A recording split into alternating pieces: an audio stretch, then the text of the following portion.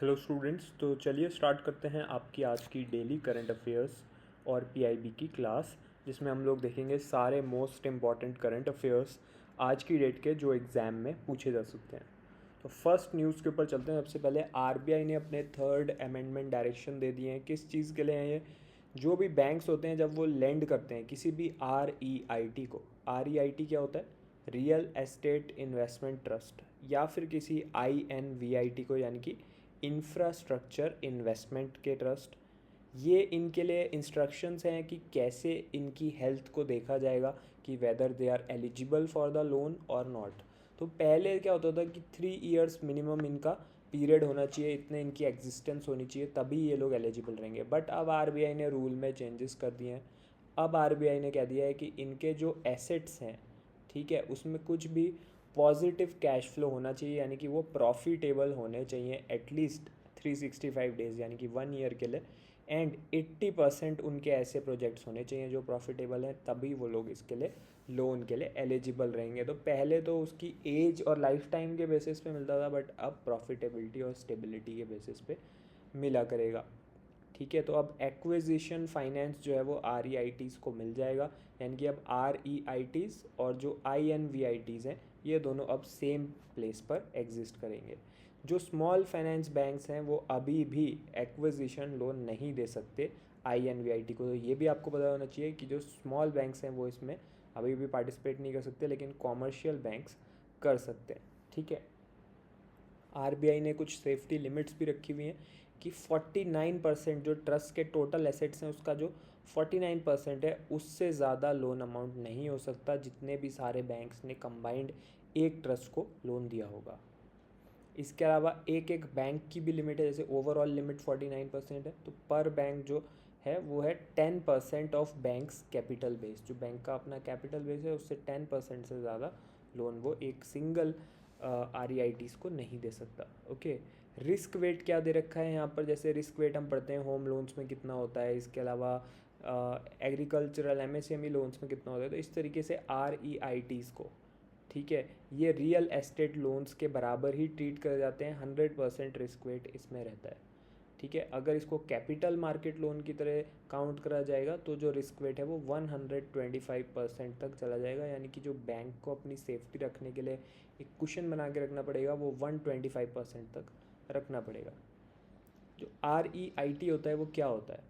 ठीक है, ये एक म्यूचुअल फंड की तरह ही है, बट ये रियल एस्टेट में आप म्यूचुअल फंड कह सकते हो कि यानी कि जितने भी इन्वेस्टर्स हैं अलग अलग, उनसे ये लोग अमाउंट लेके, ठीक है, इनकम जनरेटिंग एसेट्स यानी कि प्रॉपर्टीज़ खरीदते हैं। ये मॉल हो सकता है, होटल हो सकता है, टेक पार्क हो सकता है।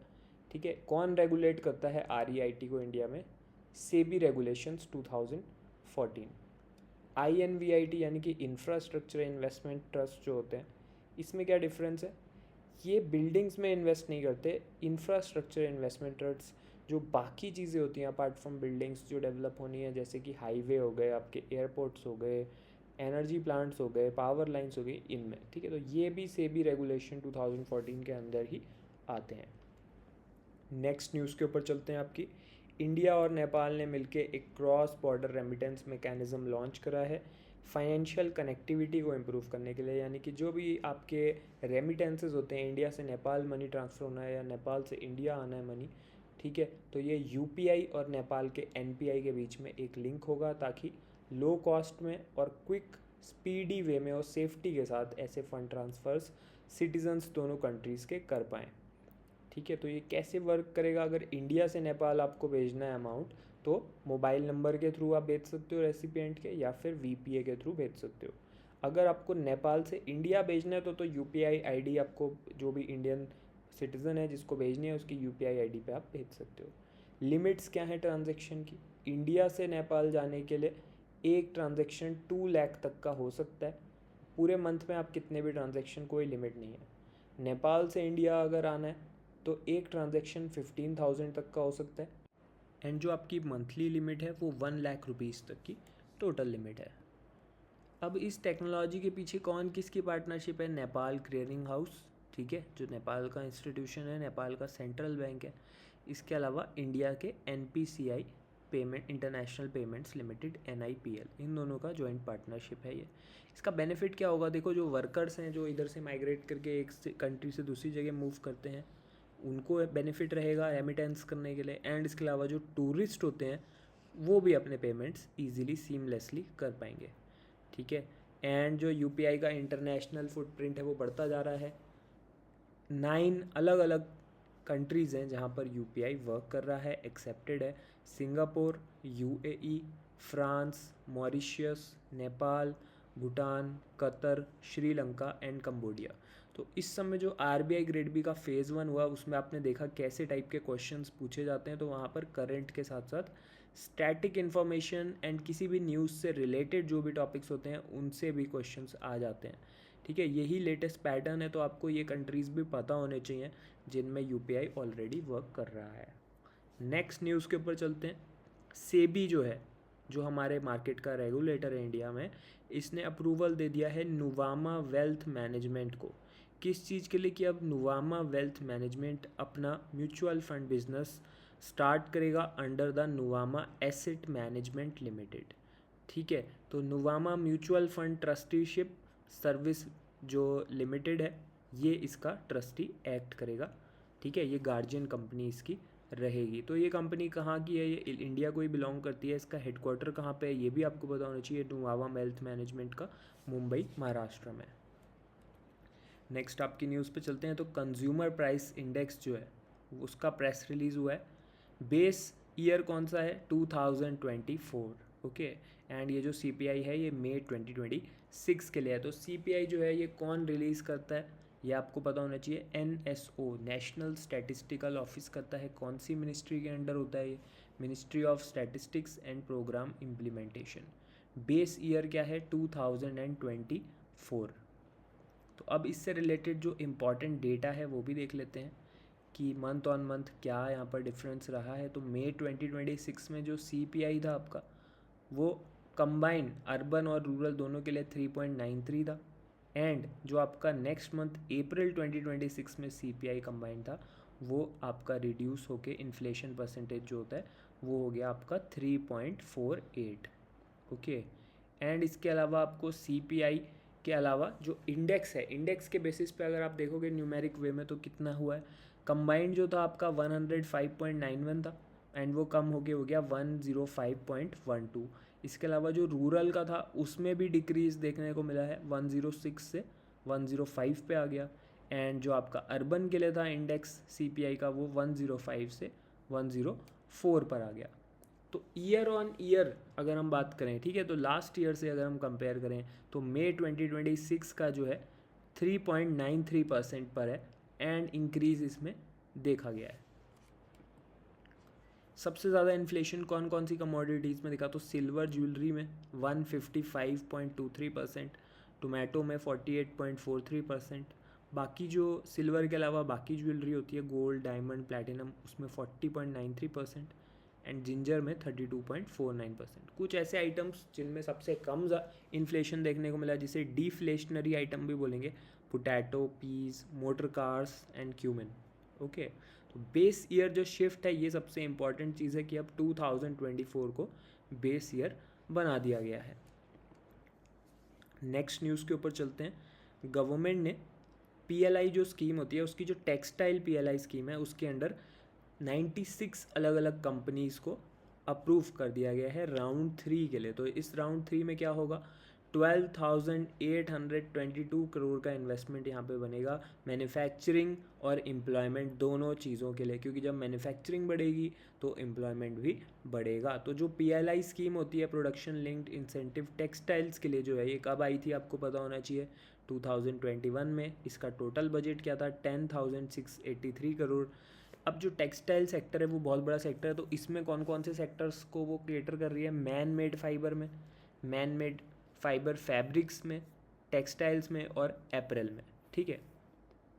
कितने ईयर्स के लिए वैलिड, 5 ईयर्स जो हैं वो कंपनीज के लिए रहता है स्कीम का पीरियड इंसेंटिव्स लेने के लिए। तो फाइनेंशियल ईयर 24-25 से लेकर फाइनेंशियल ईयर 2029-30 30 तक। तो यहाँ पे मेन इसका एम क्या है, देखो एम ये है कि जब हम प्रोडक्शन को बूस्ट करेंगे तो उससे एम्प्लॉयमेंट भी बढ़ेगा, स्केल भी अचीव होगा, एंड इसी के साथ जो हमारे टेक्सटाइल्स हैं उनको प्रमोशन भी मिलेगा ताकि ज़्यादा उनका ग्रोथ हो। ओके, तो इसके जो पार्ट्स हैं इन्वेस्टमेंट के, वो 2 पार्ट्स हैं। पार्ट 1 जो है वो मिनिमम इन्वेस्टमेंट बड़ी कंपनीज़ के लिए 150 CR का है, ठीक है। 300 CR पहले होता था, अब इसको हाफ कर दिया गया है। एंड इसकी एक और जो चीज़ है वो ये है कि मिनिमम जो टर्नओवर है वो 600 CR का हो जाना चाहिए फर्स्ट परफॉर्मेंस के अंडर। ओके, जो पहला ईयर होगा परफॉर्मेंस का। पार्ट 2 जो है वो minimum investment mid size companies के लिए तो 50 CR है। पहले 100 CR होता था, अब उसको कम करके 50 CR कर दिया गया है।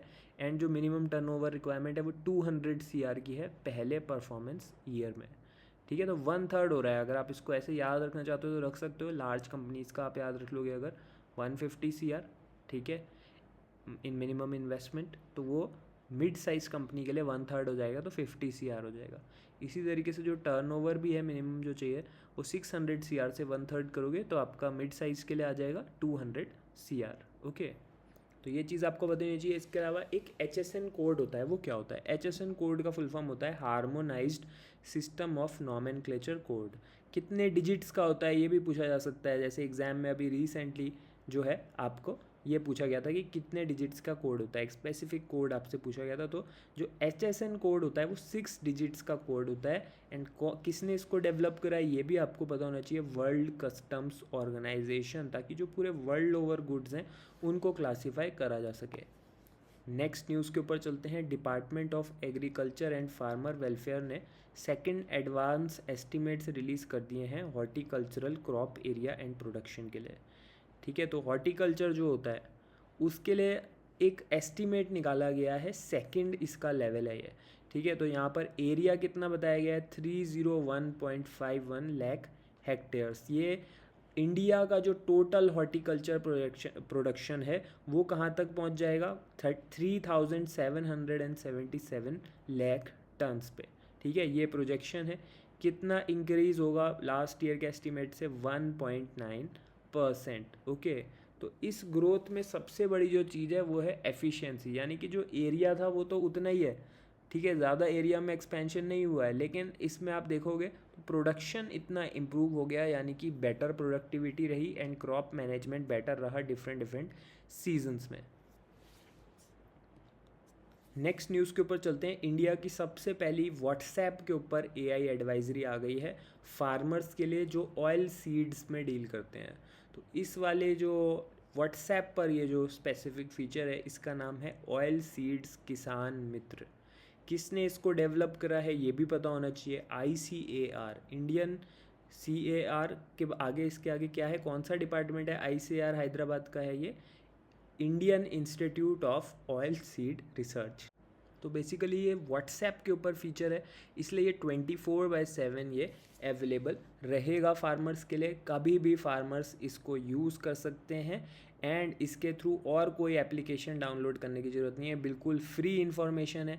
जब चाहें आर्टिफिशियल इंटेलिजेंस के थ्रू अपनी क्वेरीज क्लियर कर सकते हैं एंड रिकमेंडेशन भी ले सकते हैं कि आपके एरिया, आपकी लोकेशन के हिसाब से कौन सा बेटर ऑयल सीड प्रोडक्शन रहेगा एग्रीकल्चर के लिए। जैसे कि ग्राउंड नट हो गया, मस्टर्ड हो गया, सेसमी हो गया, सनफ्लावर हो गया, सोयाबीन हो गया एंड निजर हो गया, ठीक है।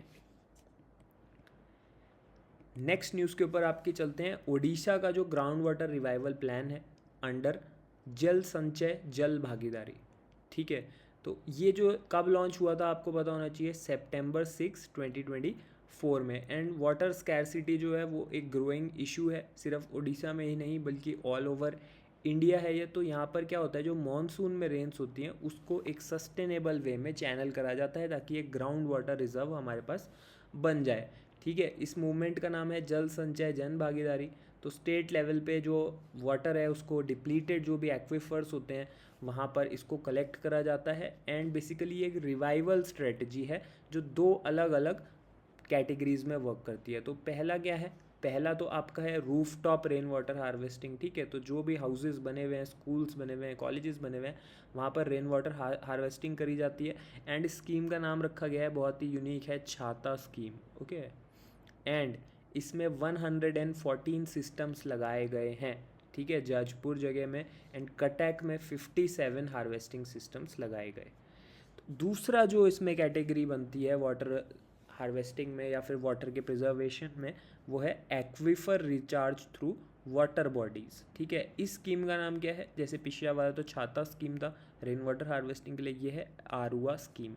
इसमें क्या होता है, रिचार्ज करने के लिए शाफ्ट्स बनाए जाते हैं पॉन्ड्स में, टैंक्स में, जो भी ऑलरेडी एग्जिस्टिंग वाटर बॉडीज़ हैं वहाँ पर, ताकि जो भी एक्स्ट्रा वाटर है वो वेस्ट ना हो, वो परकुलेट करके अंडरग्राउंड चले जाए एंड बाद में उसको यूज़ करा जा सके। तो जाजपुर एक जगह है, यहाँ पे 117 शाफ्ट्स कंस्ट्रक्ट करे गए एंड कटक में 35 शाफ्ट्स लगाए गए। बेसिकली ये जो पूरा का पूरा मूवमेंट है, ये हमारी लोकल वर्कशॉप्स, लोकल सेमिनार्स के थ्रू, यानी कि जो सेल्फ हेल्प ग्रुप्स होते हैं छोटे छोटी जगहों पर, उनके थ्रू इसको प्रमोट करा जाता है and local Panchayati Raj institutions को भी यहाँ पर एम्पावर करा जाता है।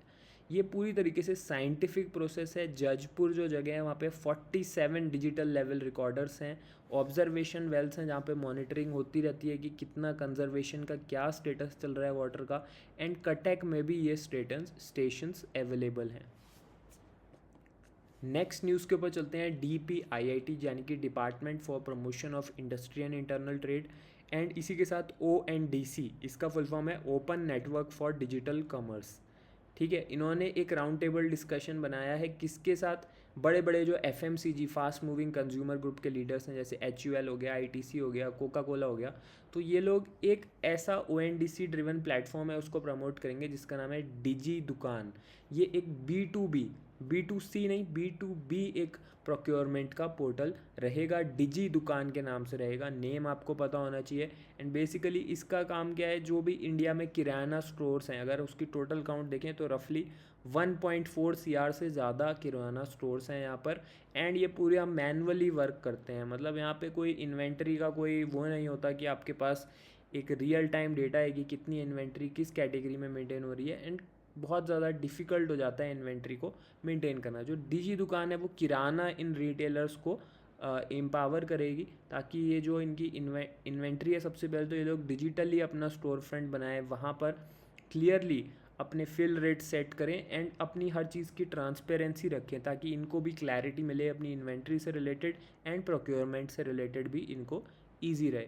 डिस्ट्रीब्यूटर्स को भी जो भी ऑर्डर्स चाहिए वो इनको डिजिटली मिला करेंगे। ठीक है, मार्केट एक्सपैंड हो जाएगा एंड बहुत सारे एजेंट्स की कमी जो है वो चीज़ भी सॉल्व हो जाएगी। एंड ब्रांड्स को भी ये हेल्प करेगा। ब्रांड्स को कैसे करेगा? ताकि फैक्ट्री को पहले से ही पता है कि क्या डिमांड है, उसके अकॉर्डिंग बेटर वे में अपना प्रोडक्शन करा जा सकता है and real time data transfer करा जा सकता है। तो ये जो स्टार्ट हो चुका है प्रोग्राम, हैदराबाद में ऑलरेडी लाइव भी है। 10,000 से ज़्यादा रिटेलर्स इसमें ऑनबोर्ड भी हो चुके हैं। टेक पार्टनर कौन सा है वहाँ पे? KWIPO क्विपो वो टेक पार्टनर है। अब नेक्स्ट कौन से सिटी में लॉन्च होने वाला है? ये जयपुर में। तो हर जब भी लॉन्च होगा एक टेक पार्टनर होगा, तो इसमें जयपुर वाला में टेक पार्टनर क्या रहने वाला है? Sales code. Okay, next news के ऊपर चलते हैं। तो इंटरनेशनल योगा डे जो आने वाला है, उसके लिए khadi village and industries commission KVIC, जो कि MSME मिनिस्ट्री के अंडर आती है, उसने स्वधा वेलनेस वियर कलेक्शन निकाला है। ठीक है, तो KVIC के थ्रू ये एक इनिशिएटिव है। ये आपका जो है ये proper holistic wellness of yoga and इसी के साथ कंबाइन करा गया है खादी को। तो एक मॉडर्न फंक्शनल फैशन यहाँ पर लॉन्च करा गया है। स्वधा इसका नाम है। कहाँ से इसको डिराइव करा गया है वर्ड को? अथर्व वेद में से, जो कि हमारा एक एंशियंट टेक्स्ट है। ठीक है, जो डिज़ाइन है वो किसने करा है? Centre of excellence for khadi ने and national institute of fashion technology NIFT, जो कि दिल्ली में है, उसके साथ कोलैबोरेट करके। तो 9 अलग अलग गारमेंट स्टाइल्स इसमें निकाले जाएंगे एंड ये gender inclusive and gender neutral रहने वाले हैं। जो मटेरियल इसमें यूज़ होगा डेफिनेटली वो खादी ही होगा।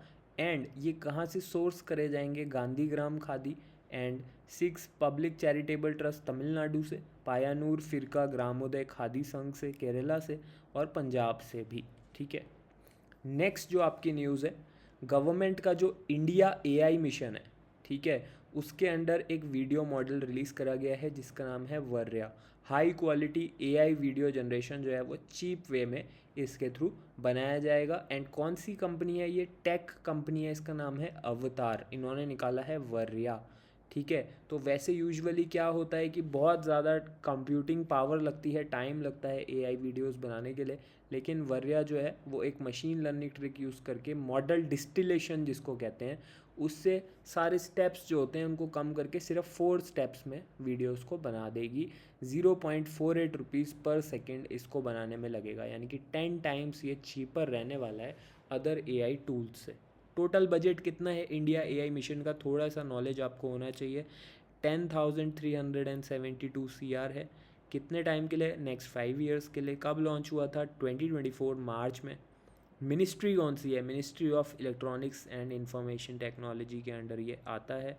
गोल हमारा यही है, यहाँ पे पर्पस ही यही है कि इंडिया का अपना खुद का एआई इंफ्रास्ट्रक्चर बनाना, क्योंकि बाकी कंट्रीज़ अगर आप देखोगे जो भी डेवलप्ड नेशंस है एंड डेवलपिंग नेशंस हैं वो अपने खुद के एआई इंफ्रास्ट्रक्चर बना रहे हैं, तो इंडिया का भी यहाँ पर इनिशिएटिव लेना बहुत इम्पॉर्टेंट हो जाता है।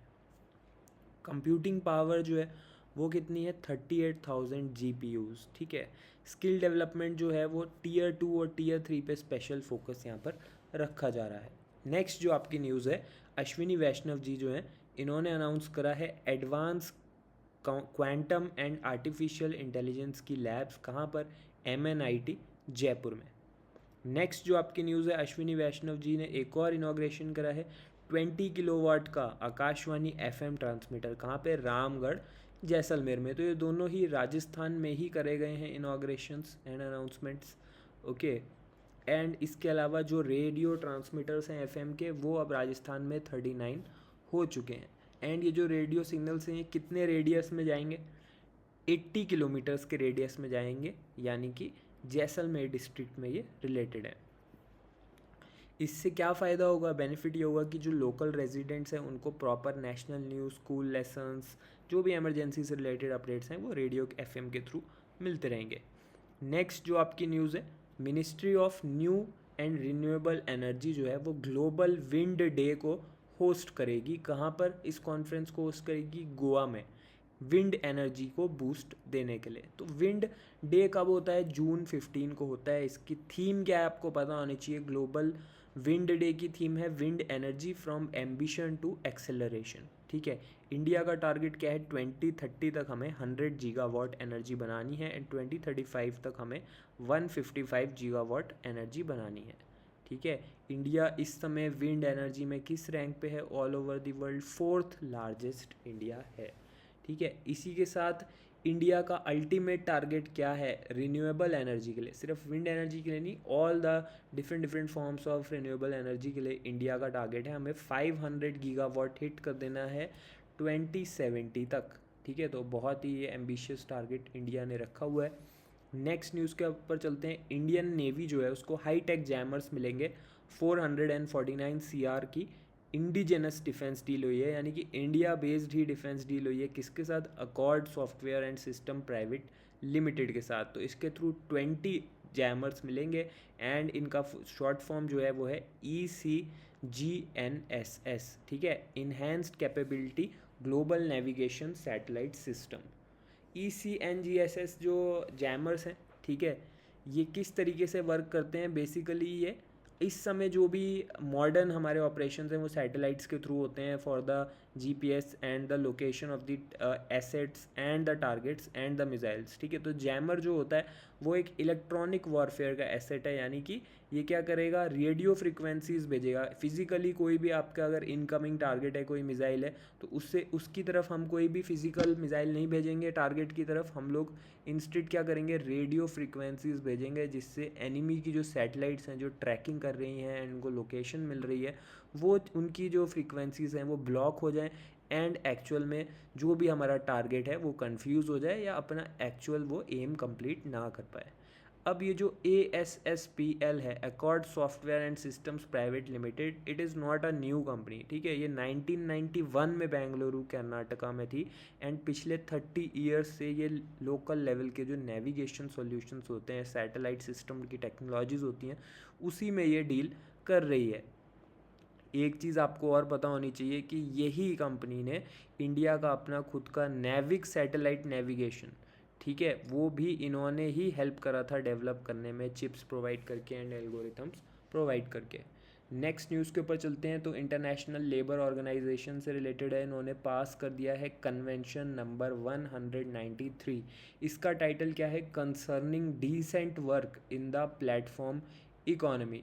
ठीक है, तो ये एक लेटेस्ट न्यूज़ है आपकी ILO से रिलेटेड, एंड ये सबसे पहले ऐसे लेबर स्टैंडर्ड्स बनाए गए हैं जो गिग और प्लेटफॉर्म वर्कर्स के लिए हैं, क्योंकि आपको पता है कि गिग एंड प्लेटफॉर्म वर्कर्स की जो इकोनॉमी है वो आगे चल के और भी ज़्यादा स्ट्रांग होगी, इस समय स्ट्रांग होती जा रही है। एंड ये कौन से सेशन में हुआ? ILO के 114 सेशन में।